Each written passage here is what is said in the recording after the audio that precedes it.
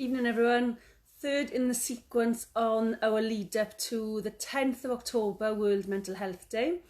Tonight we're going to be talking about self-care in a mental health kind of way. I think we talk a lot about self-care and we talk a lot about the physical side of self-care, but it's all about looking after your mental health and your emotional health, because they are so intertwined along with physical health. But I think we understand what it means to look after our physical health, even if we don't do the things that we should be doing. I'm guilty of that too.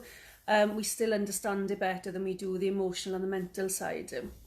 And I think some of the things that we don't really think about, because when we've got a physical problem, we can often feel it, see it, other people can maybe see it, particularly if you've got a bandage on or you've got a cast, or you've had an operation. There are visible signs of it, and there's often reminders that it's painful, it hurts, and you need to do something about it to care for it.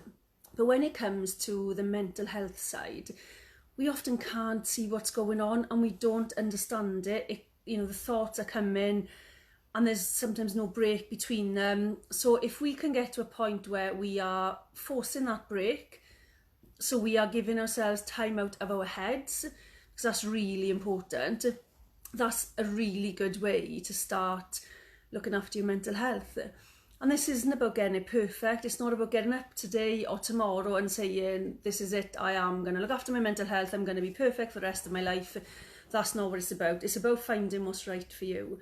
And some of the things that we know that sleep is really good for mental health and physical health. We know that eating the right foods are good for your mental health and your physical health. There are things like even just switching every gadget you have off, taking time out of social media, taking time out of watching TV, just having peace. And I don't think we're used to having peace like we used to be. As kids, we didn't have Sky. We had 5 channels at the end, before I moved out. I never sort of had all that bombardment of different programs and different channels. So we did take that time out. We did, have nights where there was no TV. We did have days where there was no TV. But we don't seem to do it now. We are constantly on the go. And our minds are constantly on the go. And that's really tough, because when do you really sleep? Because what I find is a lot of people I work with, when they sleep, their mind still doesn't sleep. So they are not feeling rested at any point in time. So it's really about taking time out of your head. And whether that's deep breathing, whether it's reading, whatever kind of genre books you like, watching a movie, even in nature. For me, being on the beach is amazing. It takes me out of everything. I thoroughly enjoy being on my own. I thoroughly enjoy being with my family on the beach, just listening, engaging our senses, listening, smelling, feeling. It's all about being in the moment. How often can you say that you are in the moment, that you're actually truly enjoying what's going on in your life at this present moment? And I know I'm guilty, as everybody else is, of getting caught up in thinking of what I've got to do for the future, or what I haven't done in the past, or what I needed to do in the past. But actually there's joy and there's power in bringing it all back to the moment.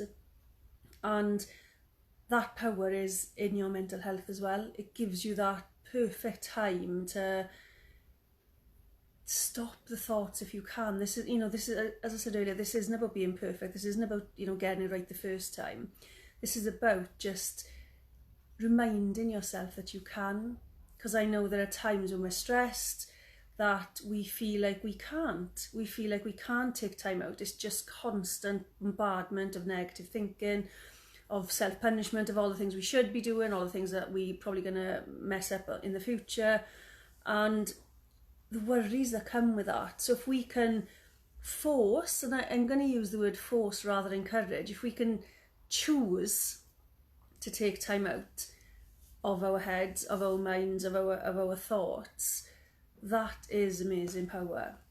So there is no right or wrong way. There isn't one way fits all. I keep saying that. I'm hoping that sort of message is sinking in, because I think a lot of us like to compare. Such and such is doing this and I'm not having time to do that.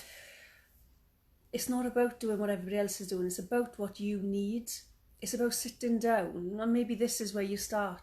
It's about sitting down, turning everything off and saying, okay, what is it that I need to feel well or to feel better? And the answer, you'll find the answer. I can't give you that answer. I can give you suggestions. If you want more suggestions, please do get in touch. But what do you need? And how often do you ask that question? Have a good evening. Speak soon. Bye.